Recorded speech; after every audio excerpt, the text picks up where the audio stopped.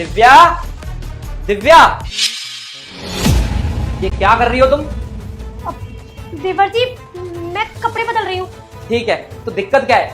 मैं अभी अंदर आ जाता हूँ। वैसे भी भैया भी नहीं है घर पर। ये कैसी बातें कर रहे हैं आप? मैं आपकी बड़ी भाभी हूँ। भाभी, भैया ने आपसे शादी करके इस घर में पटक दिया तुम्हें, मेरे लिए। भैया को तो अपने काम से फुर्सत ही नहीं मिलती। देवर जी, आप अपनी लिमिट में रहिए, क्योंकि आप अपनी लिमिट ना बहुत ज्यादा क्रॉस कर रहे हैं। मैंने पहले भी कई बार आपको बताया है कि आप मुझसे इस तरीके से बात नहीं कर सकते। अच्छा, तो तू भूल गई है। तुझे शायद पता नहीं है, तू घर में अकेली है और मैं तेरे साथ कुछ भी कर सकता हूँ। आई बात समझ में?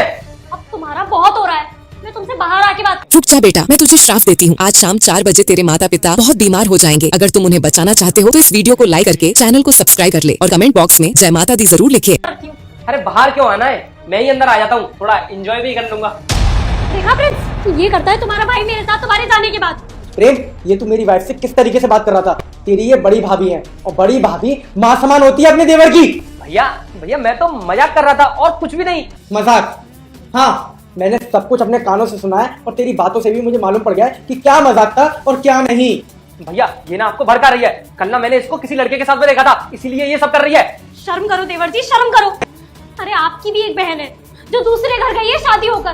जरा सोचिए, अगर उनका देवर भी उनके साथ में ऐसा ही करे तब आपको कैसा लगेगा? और कभी सोचा है कि इस सब के बाद आपकी बहन पर क्या बीतेगी? प्रिंस को मैंने कभी कुछ नहीं बोला। हर बात को आपकी मैं इग्नोर करती रही, ये सोचकर कि शायद आप सुधर जाओगे। लेकिन जब सर से पानी ऊपर चला गया तो बताना मेरी मजबूरी हो गई, क्योंकि मैं ये सब कुछ और नहीं झेल सकती। पता है प्रेम, दिव्या ने मुझे सच्चाई बताई, पर मैंने उसकी एक भी बात पे यकीन नहीं किया।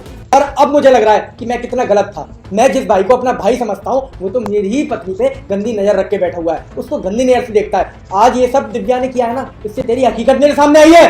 भैया, भैया मुझे माफ कर दो। मैंने भाभी को गलत नजर से देख लिया।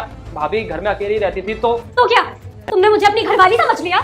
भाभी, भाभी माफ कर दो, मुझसे गलती हो गई।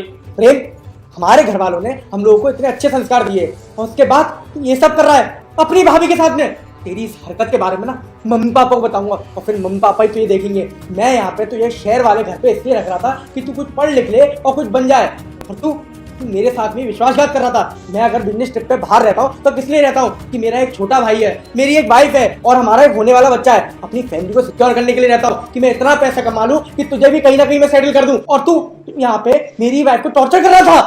भैया, इस बात को अभी यहीं पर खत्म कर दो। मैं दिव्या भाभी को मैं अपनी बहन मानूंगा अब। तू जैसा है वरना कभी नहीं सुधर सकता। पूरे 2 महीने से झेल रही थी मैं तुझे, और अब अगर ये इस घर में रहेगा ना तो मैं यहाँ नहीं रहूंगी, क्योंकि अब हम दोनों एक छत के नीचे नहीं रह सकते। दिव्या, मेरी गलती थी।